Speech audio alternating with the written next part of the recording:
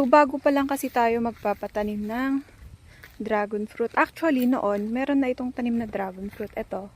Ayan yung mga bakas ng pinagtaniman namin ng dragon fruit.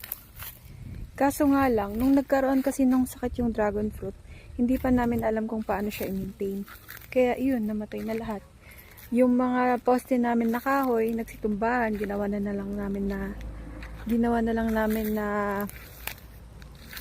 ginawa namin pang sungrod, ganun. Tapos, kaya, eto na lang yung, mag-stick na lang kami dito sa semento. Kasi mas matibay to eh. At saka, bawal na kasi pumutol ng kahoy ngayon. Alam mo naman.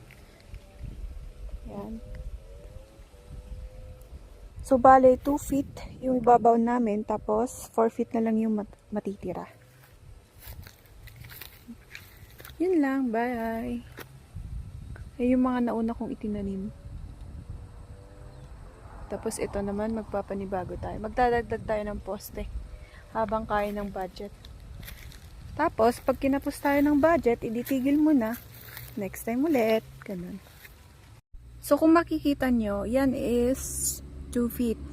Tapos, ang poste ko is 6 feet.